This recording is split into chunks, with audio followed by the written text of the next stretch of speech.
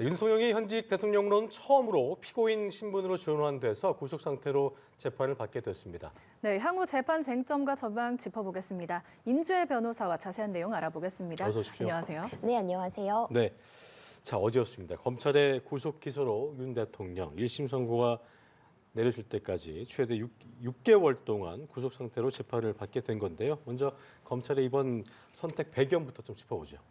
네, 검찰에서는 당초 공수처로부터 사건을 이첩받은 이후에 이제 구속기간 연장 신청을 통해서 구속기간을 최대 20일까지 연장을 한 이후에 아마도 추가적인 대면 조사를 진행하고 이후에 기소를 좀 준비하고 있었던 상황이었습니다.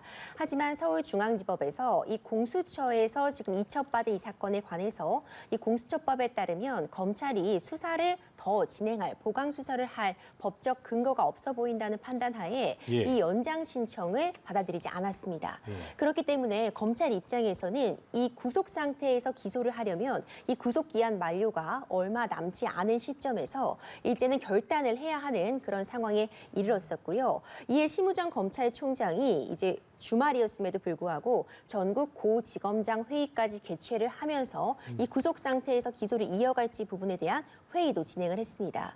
이 회의 결과도 영향을 미쳤을 것이고 이미 지금 이 김용현 전 국방부 장관에 대한 기소 과정에서 공소장에 다량의 혐의가 이제 윤석열 대통령을 향해 있었다. 이런 부분들을 보자면 이미 공소장이 어느 정도 마련이 되어 있었던 사정, 그리고 구속 기간 만료가 얼마 남지 않은 이 사정이 더해져서 전격적으로 구속 상태에서 기소를 하였다. 이렇게 볼 수 있습니다. 네. 검찰 같은 경우에는 이제 보완 조사가 필요하다면서 구속 기간 연장을 두 차례 신청하다 기각이 됐고, 그런데 이제 기소는 했잖아요. 그러면은 보완 수사가 필요하다고 했는데 또 기소한 이유를 보면 이전의 자료들로만 충분하다. 이게 어떻게 보면 약간 모순된 부분이 있는 것 같아서 시청자의 이해를 위해서 이 부분을 어떻게 이해를 해야 될지 좀 짚어주면 좋을 것 같습니다. 맞습니다. 말씀 주신 것처럼 검찰은 당소 이 구속기간 연장이 불어될 것이라는 부분은 좀 예측하지 못했던 측면이 있습니다.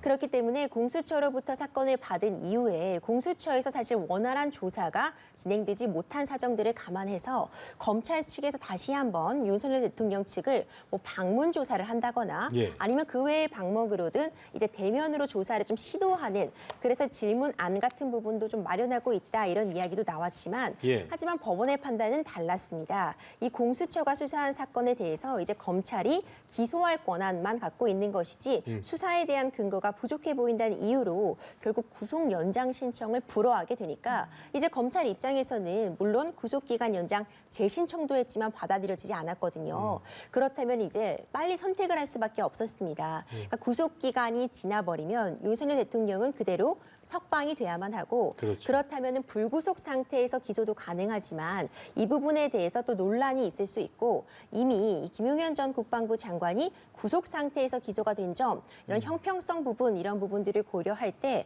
많은 논의가 검찰 내부에서도 있었을 것으로 보이고요. 결과적으로 김용현 전 장관에 대한 조사 결과, 그리고 그 외 가담자들에 대한 조사 결과로서 윤석열 대통령의 내란 혐의의 공소 제기를 유지하기에는 충분하다, 이런 판단하에 구속 상태에서 기소를 했다고 볼 수 있습니다. 네.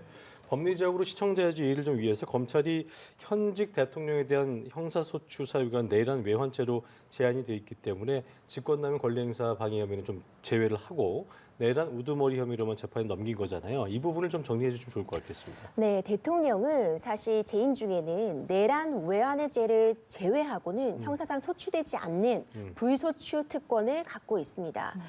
그런데 지금 문제되는 것이 바로 그 내란죄인 것이죠. 그렇죠. 그렇기 때문에 지금 내란 혐의에 대해서는 윤석열 대통령이 역시 탄핵 심판이 진행되고 있어도 현직 대통령의 지위를 유지하고 있지만 그럼에도 불구하고 내란죄는 지금 기소가 가능한, 형사상 소추가 가능하고요. 그 외의 범죄, 직권 남용 범죄 같은 경우에는 이 대통령의 불소추 특권에 기해서 기소가 될 수 없습니다. 만약 이제 탄핵 심판으로 이제 파면 결정이 나게 된다면 그 이후에 이 부분에 대한 수사나 기소가 추가적으로 있을 수 있습니다. 그렇군요. 네. 윤 대통령 측은 독이 있는 나무에는 독이 있는 열매가 맺힌다라며 즉 위법한 수사라고 기소 역시 불법이라고 주장을 했는데요. 재판 과정에서 어떤 전략을 들고 나올 거라고 보시나요? 그렇습니다. 사실 다시 한번 이런 수사 과정의 문제점을 지적할 것이란 예측이 가능합니다. 윤석열 대통령 측에서는 공수처에서 무리한 수사를 진행하고 있었다. 그리고 뿐만 아니라 이 내란죄에 대해서 공수처가 적법한 수사 권한이 없음에도 불구하고 관할권이 없는 서부지법의 영장을 발부받은 이 일련의 과정들에 대해서 다 불법하다는 취지로 지금 주장을 하고 있습니다. 네. 그렇기 때문에 불법적으로 만들어진 공수처의 수사 결과를 바탕으로 한 검찰의 무리한 기소 역시도 당연히 문제가 된다 이런 주장을 할 것으로 보이고요. 다만 그렇다고 해도 이제 진행되고 있는 이 법원의 절차, 이 법 과정을 막을 수는 없는 부분이 있기 때문에 아마도 이런 부분들을 이제 끊임없이 주장하면서 문제 제기는 하지만 이제 1심이 시작된다면 그에 따른 방어권을 이제 보장받기 위한 그런 전략들을 세울 것으로 보이고요. 굉장히 어려운 부분들이 많이 있습니다. 여전히 현직 대통령의 지위를 유지하고 있는 그런 측면 때문에 특히 지금 헌법재판소에서 탄핵 심판 일정도 2월 달 내내 빼곡하게 진행될 예정이거든요. 일단 구속 상태에서 기소가 된 이상 최장으로 잡으면 1심이 이제 진행이 되는 6개월 동안은 계속해서 구속 상태에서 재판을 받게 되고요. 아마 그 과정에서 보석이나 구속 집행 정지 등도 시도할 가능성도 있지만 그런 부분들이 받아들여지지 않는다면 최장 6개월 동안 1심이 선고되는 동안 구속 상태에서 재판이 진행되게 됩니다. 아마도 이 재판이 빠르게 진행되기는 어려워 보입니다. 네. 일단 정리 후에 한 달 정도는 이 변론을 준비하는 과정을 거치고 빠르면 다음 달 말 정에 이제 처음 이제 1심 재판이 열리지 않을까 지금으로서는 예측이 되고 있습니다. 일단 윤석열 대통령 측에서는 저희가 앞서 기자 연결 때도 들어봤습니다만 억지와 궤변이 만든 수사 참극이다. 이 부당성을 주장하면서 뭔가 다른 대응 카드를 내놓을 텐데 그 얘기가 나오고 있는 것이 보석 청구도 보석 신청도 그렇고 공소 기각 요구 가능성도 나오고 있고 여러 카드가 나오고 있는데요. 이런 것들이 좀 법원 측에 받아들여질 가능성에 대해서 어떻게 좀 예상하십니까? 그렇죠. 이제 보석이나 구속 집행 정지 같은 부분은 신청 가능성이 매우 높아 보입니다. 이제 보석 같은 경우에는 일단 일정한 보증금 납입을 조건으로 해서 일단 일시적으로라도 석방이 되는 그런 제도를 말하고 구속 집행 정지 같은 경우에도 특히 건강상의 이유 같은 것을 이유로 해서 예. 잠시 이제 구속을 집행을 정지시키는 것인데요. 과거 사례를 보자면 이명박 전 대통령도 이제 구속 집행 정지와 보석을 반복했던 그런 사례가 있었긴 합니다. 지금 이번 사안과 관련해서는 지금 조지호 전 경찰청장이 보석 신청이 인정이 되었고요. 반면 김용현 전 장관의 경우에는 보석이 인정되지 않았습니다. 일단 보석의 조건으로는 이것이 굉장히 중한 죄일 때는 보석이 집행되지 않는다 그런 규정을 갖고 있고 증거인멸의 우려가 있을 때도 보석이 인정되지 않기 때문에 보석이라던가 이 구속 집행정지 인용 가능성은 현재로서는 아주 높다고 보기는 어려운 상황인데 추가적으로 진행되는 상황들을 좀 지켜볼 필요는 있을 것 같습니다. 네, 윤 대통령은 현재 접견 금지 조치 또 서신 수발신 금지 조치가 해제된 상태로 사실 가족 등과 연락을 주고받을 수 있는 상황이잖아요. 다만 또 여러 상황을 고려했을 때 김건희 여사 등 가족을 면회할 가능성은 낮을 거다라고 알려졌는데 어떻게 보시나요? 그렇죠. 공수처에서 검찰로 이제 사건을 넘기게 되면서 당시에 공수처에서 해두었던 어떤 접견 금지라던가 편지 수발신 금지 조치는 모두 해제한 것으로 전해지고 있습니다. 그렇다면 이제 앞으로 이제 잡견이라던가 아니면 편지 수발신 같은 부분은 가능할 것으로 검찰이 추가적인 조치는 해놓지 않은 것으로 현재까지는 전해지고 있기 때문에 네. 가능한 상황인데 이제 연휴가 시작이 되었습니다. 이 형 집행에 관한 법률에 따르면은 기본적으로 접견 같은 경우는 일과 시간에 진행을 하도록 되어 있어서 아주 특별한 사정이 있다면 유도소장의 허가를 얻어서 일과 시간 외에도 접견을 진행할 수 있지만 현 상황에서 윤석열 대통령이 가족을 접견하거나 하는 것은 좀 제한하지 않을까. 아직은 좀 시기상조가 아닐까 이런 생각이 들고 변호인 접견은 제한 없이 가능하기 때문에 변호인 접견 같은 부분을 좀 진행할 가능성은 매우 높아 보입니다. 예. 대통령 구치소 생활도 좀 관심인데 피의자에서 피고인 신분 됐습니다만 미결 수용자 신분이기 때문에 독방이 그대로 머물게 된다. 이건 어떤 얘기입니까? 그렇죠. 이제 피의자에서 피고인으로 기소가 되었기 때문에 피고인으로 전환이 되었습니다. 아직 뭐 확정을 받은 그런 신분이 아니기 때문에 처우는 사실 비슷하다 이렇게 볼 수도 있을 것 같은데요. 지금 서울구치소에서 지금과 같이 독방에 머물 것으로 그렇게 지금 예측이 되고 있고요. 지금 설 연휴 기간이기 때문에 예. 이제 한 차례 정도 외부 운동 시간이 이제 주어진다고 합니다. 이제 이런 부분들은 이제 안전상의 문제나 경호 같은 부분들을 감안해서 아마 다른 수용자와는 좀 별도로 좀 분리된 시간대에 독립해서 진행되지 않을까 현재로서는 예측이 됩니다. 그렇군요. 검찰 특수본도 일단 당분간 유지될 걸로 보이는데요. 정치인 체포조, 또 국회 봉쇄 지시 의혹 수사는 앞으로 어떻게 진행될까요? 그렇습니다. 수사는 계속 진행될 예정입니다. 특히 검찰 특수본 같은 경우에는 일명 정치인 체포조에 대한 수사에 좀 속도를 내고 있습니다. 예. 지금 이 수사의 대상은 국방부 조사본부와 그리고 경찰 국가수사본부를 지금 대상으로 하고 있어서 앞서 23일, 24일 양일에 거쳐서 이 국방부 조사본부에 대한 압수수색도 있었고요. 그리고 이 국가수사본부 간부 4명의 휴대폰 같은 부분에도 이 휴대전화도 압수수색을 진행한 바가 있습니다. 검찰 특수본에서는 이 일명 정치인 체포조의 어떤 실체나 실체적인 어떤 운영 방식에 대한 수사를 계속 진행할 것으로 보이고요. 뿐만 아니라 이제 공수처에서는 이상민 전 행안부 장관에 대한 이 혐의도 좀 수사에 나설 것으로 보입니다.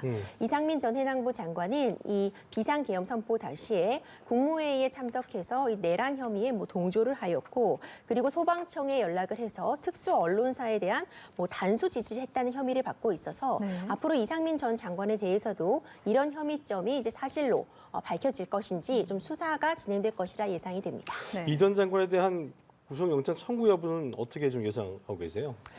아직까지는 사실 좀 조기에 판단하기는 이르지만 지금 관련된 혐의자들은 구속 상태에서 지금 기소가 되는 상황입니다. 하지만 이상민 장관이 어느 정도 지금 이 사태에 관여를 했는지, 실제로 그 관여한 부분에 대해서 어떤 증명할 수 있는 증거가 남아있는지 여부에 따라서 달라질 수 있을 것으로 보이고요.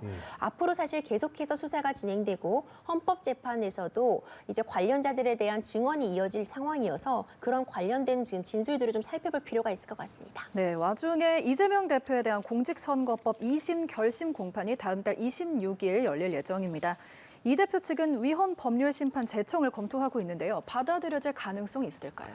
그렇습니다. 지금 선거법에 관한 위반 사건이 문제가 되었고, 그러니까 허위 사실을 선거에서 공표를 해서 이 유권자들에게 이제 혼란을 주었다는 혐의를 받고 있는 것인데, 네. 1심에서 징역 1년에 집행유예 2년이 선고가 되었습니다. 만약 이대로 확정이 된다면 10년간은 피선거권이 제한되기 때문에 향후 대선 출마에도 어려움이 따를 수밖에 없어서 해당 판결이 굉장히 중요한 의미를 갖고 있습니다. 네. 이제 2심이 진행이 되고 있는 상황인데, 원칙적으로는 공직선거법에는 이제 633 원칙이라는 게 있어서 1심은 6개월, 2심과 이제 대법원은 각각 3개월 안에 선고를 해야 된다는 규정이 있습니다. 하지만 1심도 6개월을 훨씬 지나서 결론이 났었고, 2심도 지금 사실 빠르게 진행되고 있지는 못한 상황이라는 점에서 사실 많은 또 문제점 지적이 있었는데요. 이 과정에서 이제 2심이 곧 이제 진행이 되면서 예. 2월 19일까지 변론을 끝내겠다 이렇게 재판부에서 밝혔는데, 이 과정에서 이재명 대표 측은 위헌 법률 심판을 제청해 보겠다 이런 의견을 밝혔습니다. 이 위헌 법률 심판 제청 같은 경우에는 지금 내가 재판받고 있는 사건에서 나에게 적용되는 법률이 헌법에 위반된다. 이 법률 자체가 문제가 있다고 판단이 될 때 재판부에다가 이 해당 법률의 위헌 여부를 헌법재판소에 판단하도록 신청해 달라 이렇게 신청을 하는 것입니다. 이재명 대표 측은 지금 이 공직선거법과 관련해서 이 허위사실 공표죄가 너무 모호하고 처벌 대상이나 범위가 불분명하다는 점을 근거로 해서 위헌 법률 심판을 제청하려고 하는 상황입니다. 만약 이것이 재판부에서 위헌 법률 심판 제청이 받아들여지면 그동안 결론이 나오는 기간 동안 해당 법률은 잠시 멈추게 됩니다. 홀딩된 거군요. 그렇죠. 아하. 그렇다면 이제 재판 지연 전략이 아니냐 이런 또 그러니까요. 비판이 나오고 있고요. 하지만 이제 재판부에서 이 위헌 법률 심판 제청을 다 받아들이는 것은 아닙니다. 고의적인 재판 지연이라고 판단된다거나 헌법에 위배되는 점이 없다고 판단이 된다면 이 부분은 또 인정을 하지 않아서 그렇군요. 재판부에서 지금 굉장히 신속한 재판을 강조하고 있는 만큼 이것이 인정될지 여부는 좀 미지수다 이렇게 기각 볼 수 가능성도 있습니다. 있는 거군요. 그렇습니다. 알겠습니다. 오늘 말씀 여기까지 듣겠습니다. 지금까지 임주혜 변호사였습니다. 고맙습니다. 고맙습니다.